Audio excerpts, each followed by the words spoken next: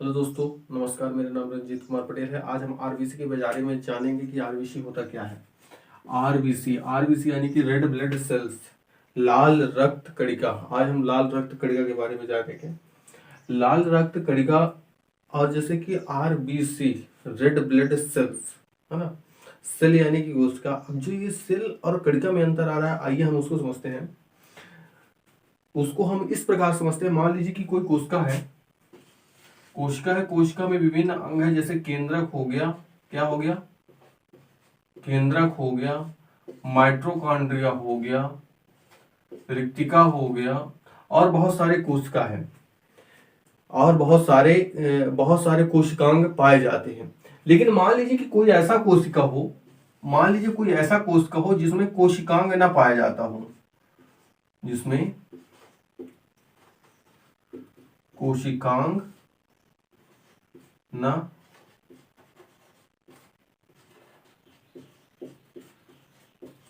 मान लीजिए कोई ऐसा कोशिका हो जिसमें कोशिकांग ना पाया जाता हो। मान लीजिए कोई ऐसा कोशिका हो जिसमें कोशिकांग ना पाया जाता हो, उसको कोशिका कहना क्या उचित है? नहीं है।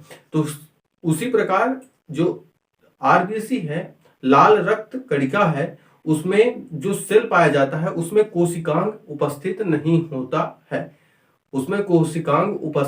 होता है। जिस कारण से उसे कोशिका न कह के कणिका कहते हैं। इसको ब्रेनलेस सेल भी कहा जाता है, क्योंकि कोशिका का जो ब्रेन होता है केंद्रक को कहा जाता है। और आरबीसी की कोशिका में केंद्रक नहीं पाया जाता है, इसलिए इसको ब्रेनलेस सेल कहा जाता है, ब्रेनलेस सेल भी कहा जाता है। चलिए, अब समझ में आ गया, इसलिए इसको कणिका कहते हैं। अब सबसे पहले जानते हैं कि अन्य नाम। इसका आरबीसी का अन्य नाम एरिथ्रोसाइट्स है। इसको एरिथ्रोसाइट्स के नाम से भी जाना जाता है। और जो आरबीसी का आकार होता है वह द्विअवतलाकार होता है। मान लीजिए कि कोई ऐसे एक डिब्बा हो, उसको बीच से ऐसे पुश कर दिया जाए, दबा दिया जाए, तो कुछ इस प्रकार से बनेगा।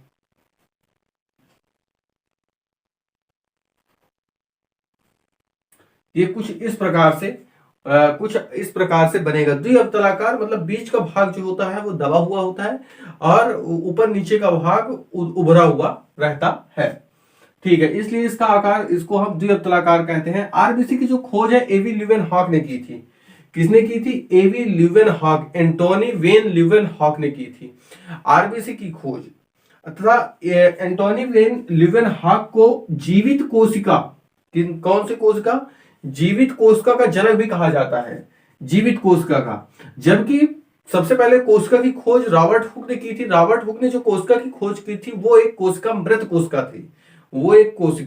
मृत कोशिका थी, उसमें जीवन नहीं पाया जाता। लेकिन जो एवी ल्यूवेनहॉक जी ने कोशिका की खोज की वो एक जीवित कोशिका थी, इसमें जीवन पाया जाता है। इन्होंने बहुत सूक्ष्म जीवों पर या सूक्ष्म पदार्थों पर बहुत ज्यादा अध्ययन किया, इसलिए इनको जो है सूक्ष्म विज्ञान का जनक भी कहा जाता है। किसका? सूक्ष्म विज्ञान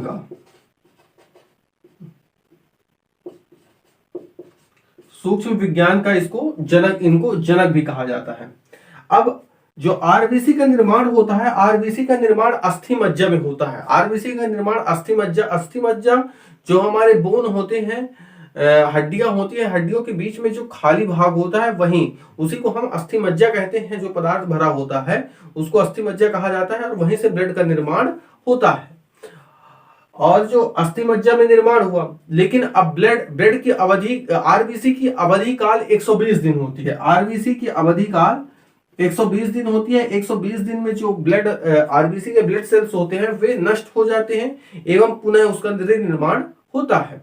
तो आरबीसी खत्म कहाँ जाके होता है? आरबीसी प्लीहा में जाके खत्म हो जाता है। कहाँ जाके? प्लीहा में।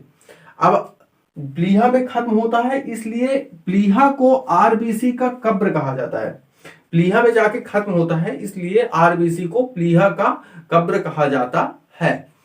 लेकिन जो प्लीहा होता है, प्लीहा को ब्लड बैंक भी कहा जाता है, मानव शरीर का ब्लड बैंक भी कहा जाता है, क्योंकि इमरजेंसी पड़ने पर या हमारे शरीर को अतिरिक्त ब्लड की आवश्यकता होने पर प्लीहा ही प्लीहा ब्लड को स्टोर करके रखता है और वह ब्लड की सप्लाई फिर पूरे शरीर में कर देता है। इसलिए आरबीसी का कब्र ग्रह भी प्लीहा को कहा जाता है और ब्लड बैंक भी प्लीहा को ही कहा जाता है।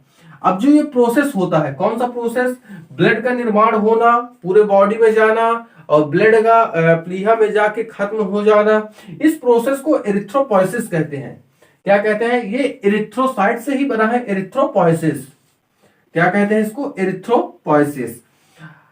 अब हम देखेंगे कि संख्या के आधार पर ब्लड में सबसे ज्यादा कौन सी मात्रा, जैसे कि अपन जानते हैं कि ठोस भाग में 3 चीज होते हैं, आरबीसी, प्लेटलेट्स, डब्ल्यूबीसी। इन तीनों में से संख्या के आधार पर जो है, इन तीनों में संख्या के आधार पर सबसे ज्यादा होता है आरबीसी। आरबीसी जो होता है मिलियन में होता है। आरबीसी जो होता है यह मिलियन में होता है, 10 लाख में होता है। फिर इसके बाद आ जाता है कौन सा? प्लेटलेट्स।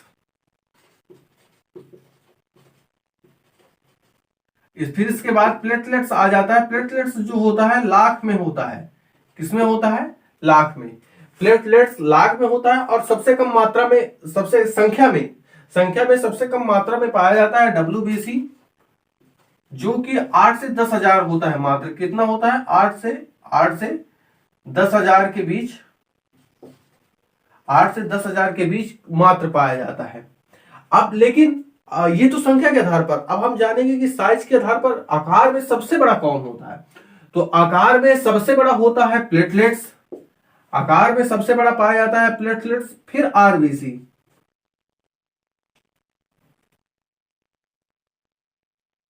और फिर अपना होता है डब्ल्यूबीसी।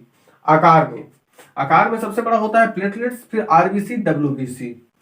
अब हम जानेंगे कि आरबीसी क्या सभी में ऐसे सेम होता है? जानवरों में भी।